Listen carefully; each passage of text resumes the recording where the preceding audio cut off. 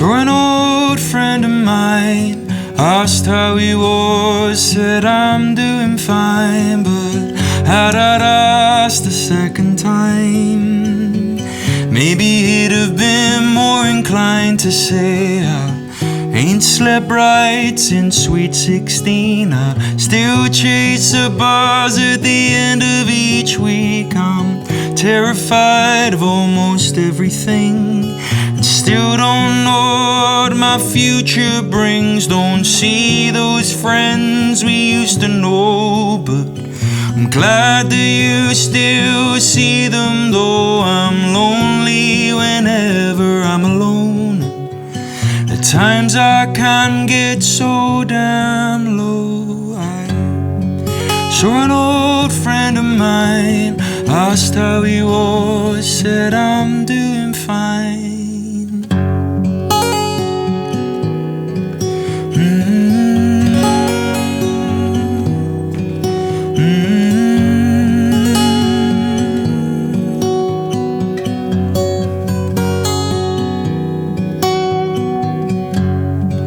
So an old friend of mine asked how he was, said I'm doing fine, but had I asked a second time, maybe he'd have been more inclined to tell me about his family and his baby boy with eyes of green. A baby boy he's yet to meet, as the mother and him no longer speak. Now he's scared he'll only let him down.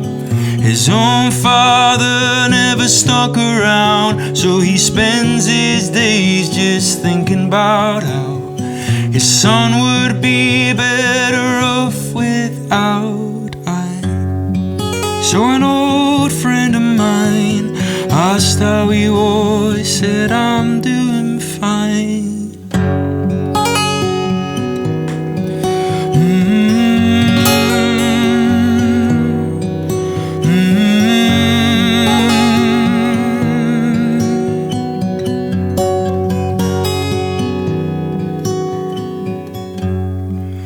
So an old friend of mine asked how I'd been, said I'm doing fine, but had it asked a second time, maybe I'd have been more inclined to say I have days when I'm a blinding light. I have days when my sun don't shine. My friends bring out the best in me, yet I'm so damn scared of what I let them see. I'm frightened when the floorboards creak. At times I trust a little easily. I've lost so many friends and family. I don't think my body lets me grieve. Now I watch the same show on repeat, but it still makes me laugh before I sleep. I saw an old friend of mine, both asked how we were, both said fine. So ask twice, ask twice.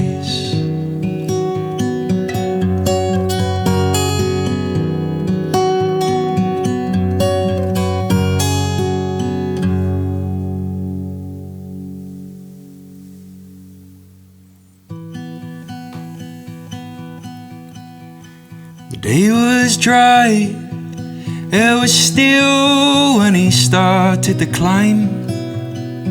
Stood tall and broad, stronger than most, still a boy in my eyes. Though I showed him the ropes, it didn't take him too long until he started to shine. Weave up a mountain like a needle and thread, made it look so easy every time. So there he was, on the roof of the world. Yeah, he had reached the highest height. How was he to know that a storm so cruel would creep in overnight? Ain't a thing he could control. No, it ain't something that he could tame. He looked down at the world below as the mountain made its claim. Age will never wither him now, forever frozen in time. Though there's chips and dings in my paint, though I am tired and I'm grey, I will not let that be a thing that stands there in my way. What sort of father lets his son go first, and worse, lets him die alone? I knew I had to make that climb and bring my boy back home. Age will never wither him now, forever frozen in time.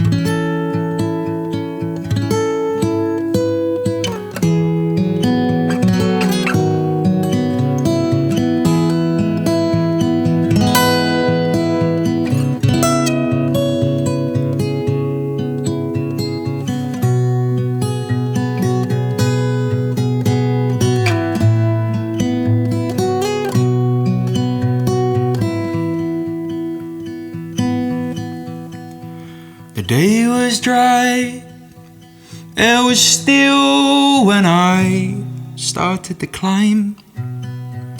Once tall and broad, stronger than most, now worn down by time.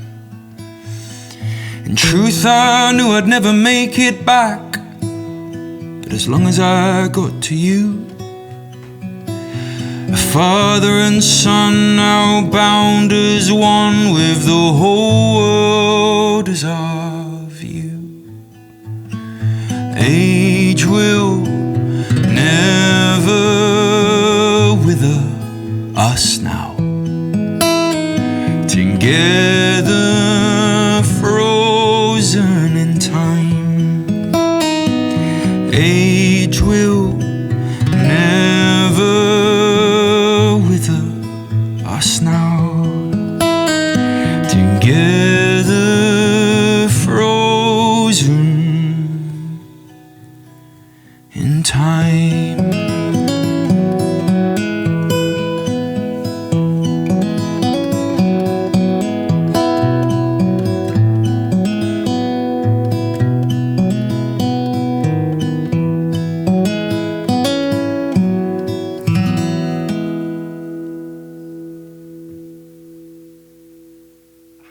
Luke Jackson, how are we doing? I'm good. I'm very well. Good stuff. Thank you so much for coming down. It's a pleasure. No worries. It's been lovely. Such a nice sound you've got. Thank you. So we were talking off camera. You do stuff as part of a trio, but Yeah. you do a lot of stuff solo still. Yeah, I mean, it all started solo. I started doing shows when I was about 13 years old. Okay. And started as soon as I picked up the guitar and was able to play someone else's song, I gave writing a go. Awesome. And then started writing and going out and touring, and for years just did solo stuff, and got on tours with other people, supporting them, released albums solo. And then I went to college and for the first time met other people that were interested in music. And then got a trio there, and then now play with two lads that I've been playing with for the last 5 years or so, who have also been in local bands, and I kind of grew up alongside them, knowing of their stuff. So still do a complete kind of split of both. If I'm going and playing a nice small intimate venue, I'll do it solo. If we're doing festivals or bigger venues and stuff, get to do it with a trio.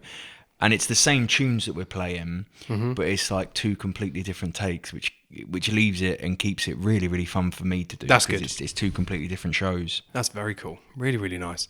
I don't want to put you on the spot, but do you have a preference? Do you prefer playing solo, or do you prefer playing with bands? It's a funny one because it's almost two different experiences.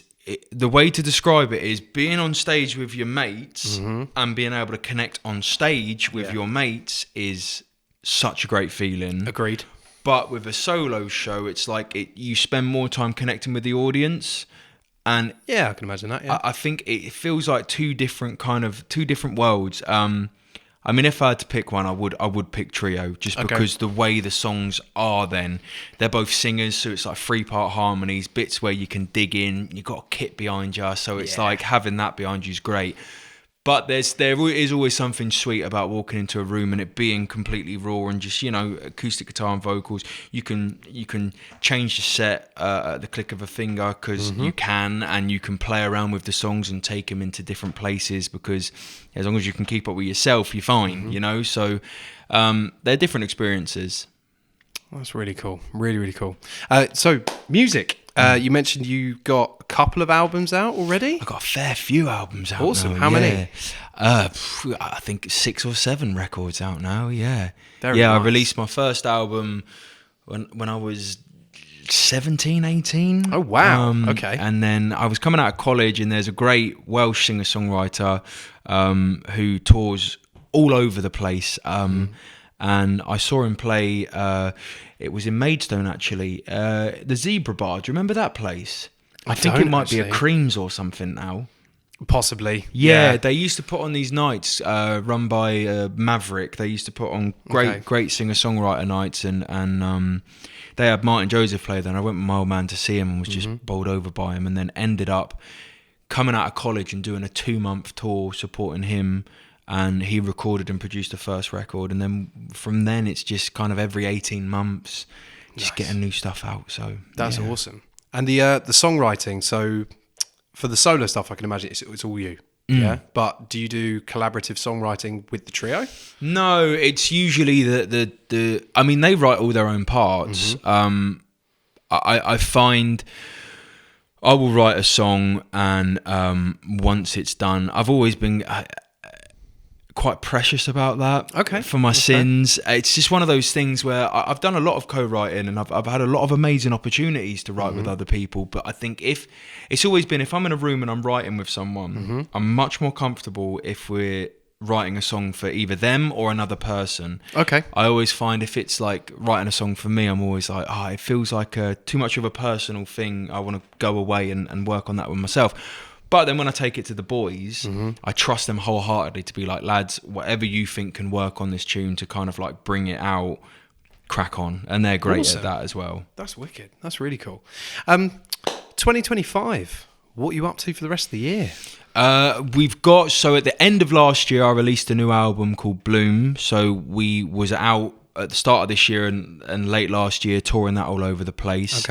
And then I've just been doing a bunch of solo shows, and then we've got I was super fortunate, and a couple of years ago got offered a bunch of support slots for Jools Holland. Oh wow.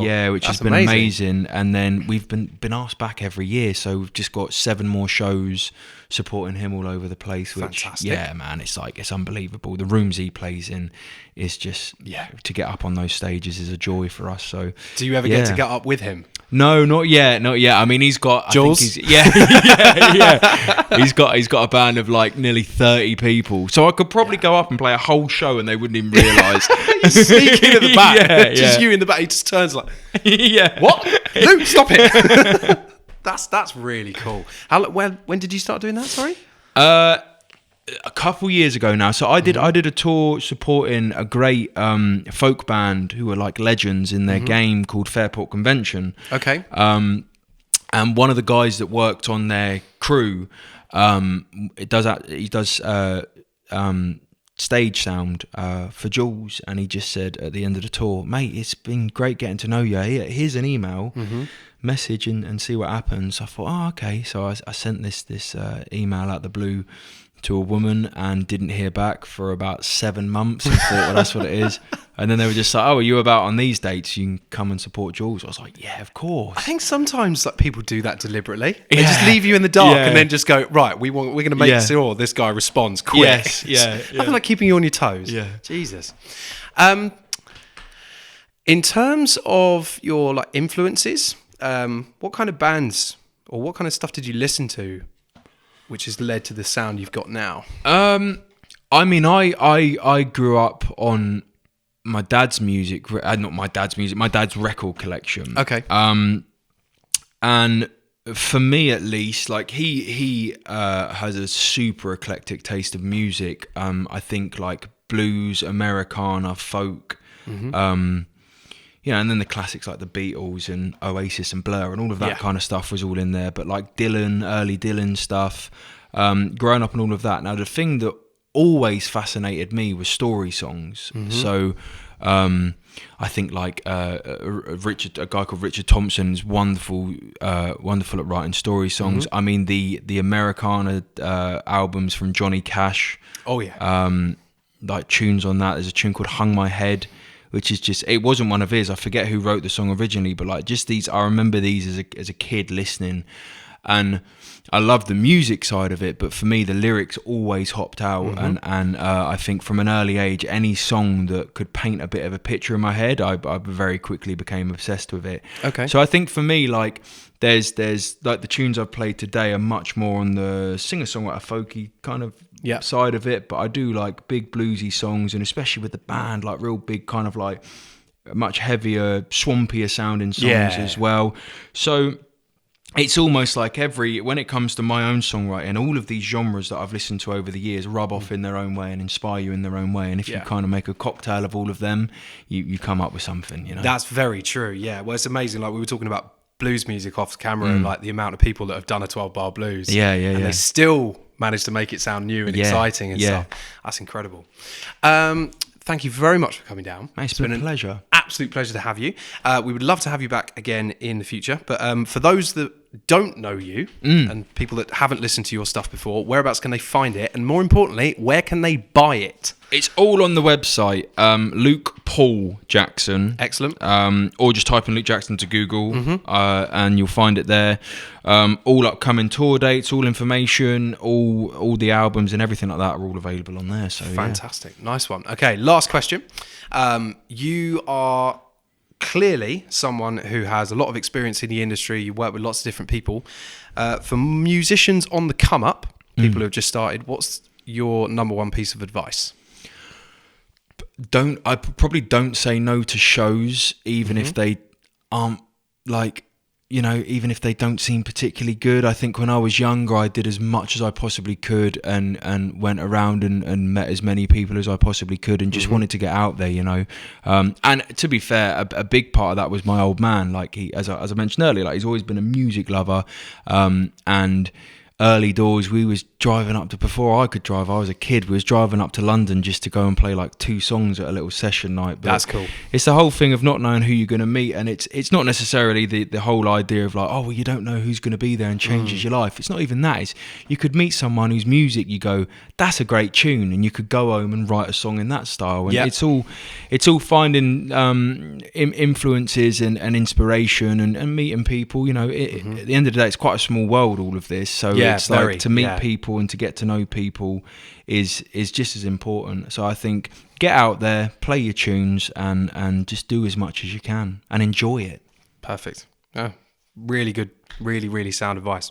Luke, thank you so much. No, we would love to have you back in the future, and maybe next time bring the trio. I will. Let's make that happen. That would be fun. Yeah, definitely. Really looking forward to that. Thank you so much. It's been a pleasure, mate. Thank you.